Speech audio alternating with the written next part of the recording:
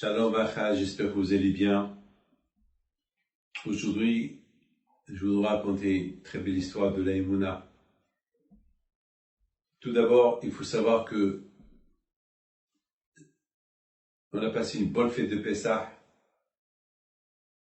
et c'est pas, je ne parle pas d'une bonne fête de Pessah au niveau matériel, mais au niveau spirituel. Baruch Hashem, on était en famille, on a écouté nos petits-enfants nous poser des questions, Baruch Hashem, Manishtana. Et Baruch Hashem, on a fait la Mimouna grâce à Dieu, pas qu'on avait l'habitude de faire avant, mais bon, quand même, au moins, on a respecté un peu les coutumes. Et je voudrais raconter une petite histoire d'un stylo.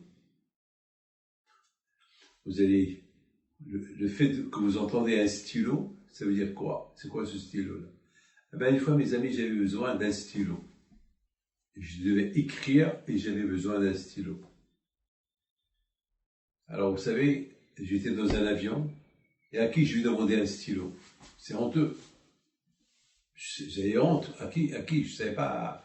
Je voulais demander à l'hôtesse de l'air, mais elle n'était pas de ce niveau, j'avais peur de lui parler, je sais pas. Donc, j'ai dit, comment je vais faire? Et puis, mon petit sac, où je mets les papiers, chaque fois, je l'ouvre et je cherche. Il n'y a pas de stylo. J'ouvre et je cherche, il n'y a pas de stylo. Mes amis, vous savez que beaucoup de fois, ça arrive que lorsqu'on veut quelque chose, on ne l'a pas, on est déçu. Je dis à quand je vais au cours, j'ai des choses à écrire. Et si je ne les écris pas, je vais avoir un problème. Vous savez, moi, tous les cours de Torah que je fais, je les écris. J'adore écrire. J'écris. Et là,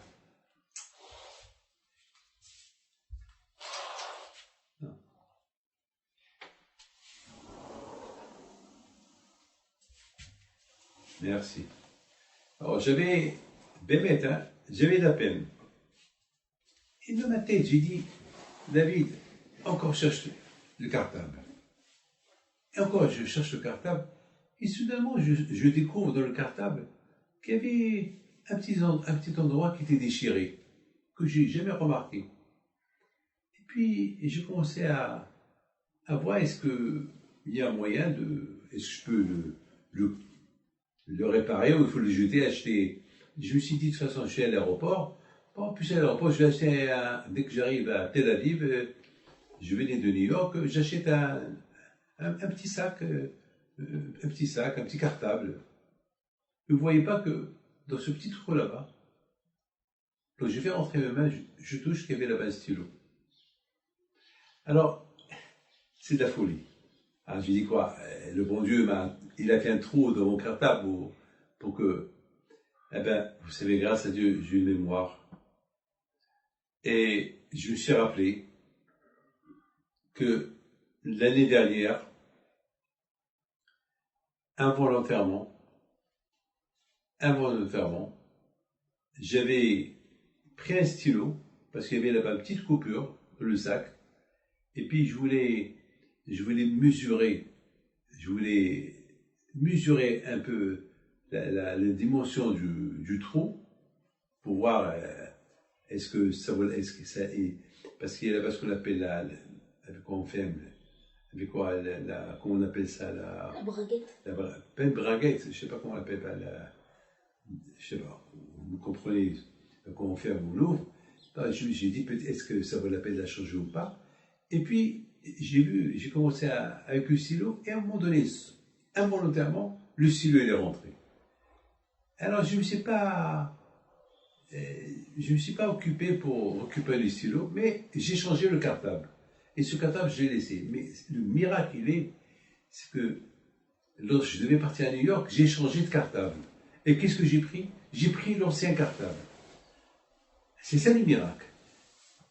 Et pourquoi j'ai changé le cartable? Eh ben, parce que j'avais un peu plus des choses que je devais mettre au cartable. J'ai dit, bon, le seul cartable qui est assez large pour mettre tout ce que j'ai dans ce petit cartable, c'est ce grand cartable. Mais justement, quand je il a pensé à autre chose. Je savais qu'un jour, je vais avoir besoin de ce stylo-là. Et si je prends ce cartable, il n'y a pas de stylo, au moins là, que j'ai les deux côtés. Après, je vais me rappeler que je mets là-bas un stylo. Enfin, ce que nous on oublie, quand je vois qu'on n'oublie pas. C'est pour ça qu'on dit dans la prière, toutes les choses que nous oublions, quand je ne l'oublie pas. Regardez-moi. De ma tête, ce cartable-là, je devais le mettre à la poubelle, je ne l'ai pas mis à la poubelle. Je voulais voir, est-ce qu'il est réparable ou pas. J'ai fait rentrer le stylo, il est rentré après, je l'ai mis de côté, j'ai pris un autre cartable, et un an plus tard, je prends un autre cartable et je change. Pourquoi? Parce que j'avais plus de choses à mettre de l'autre. Et là, il me manque un stylo, et là, j'ai commencé à toucher, et hop, je me suis rappelé. Pour que des fois, quand j'aurais nous faire rappeler les choses, au moment qu'on a besoin de la chose. Hachem, il veut simplement nous montrer qu'il est partout. Il y a un président d'une synagogue au Mexique, il n'a pas d'enfant. Et un jour, il vient chez moi, après 15 ans que je le connais, et 15 ans, il vient pour...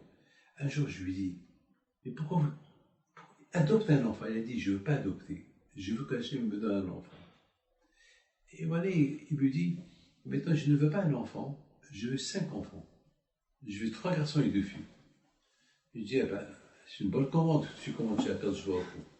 Ben, c'est bien. Ben, alors là, mon fils, je lui dis, je ne peux pas. Déjà, je n'ai pas réussi à t'aider pour avoir un enfant. Maintenant, tu veux 5. Eh ben, mon fils, ça c'est... Il faut vraiment aller au ciel, demande ça à Akadosh Baruch Hu lui-même. Il a dit non, j'ai l'émouna, j'ai la confiance. Toi, tu me fais la bracha. Parce que j'ai beaucoup l'émouna au Rabbi Haim Pido. Je dis bon, alors, qu'Hachem te donne, les amis, vous ne voyez pas que la même année, sa femme, elle est tombée enceinte. Elle a eu 5 enfants. 3 garçons et 2 filles. C'est de la folie, cette histoire-là. Et je connais 3-4 histoires comme ça. C'est pas moi qui ai fait la bracha, c'est la émouna du monsieur. Au Brésil aussi, même histoire, elle s'est passée comme ça. Une femme qui avait 4 enfants. Et les médecins lui ont dit, il faut enlever 3, parce qu'elle était très maigre. Et les 4 enfants, un va tuer l'autre. Et je lui ai dit à cette femme,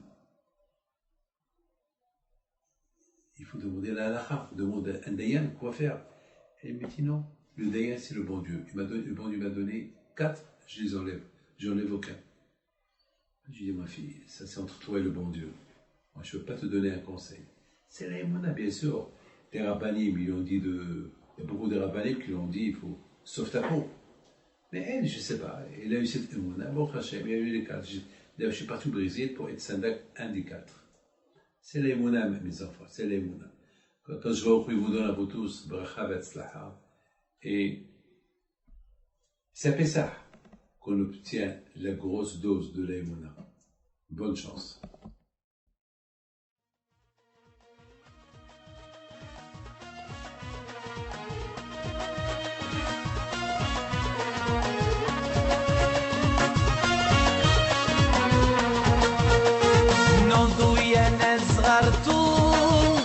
على ربيع حيم بنتو وقف لنا زي خو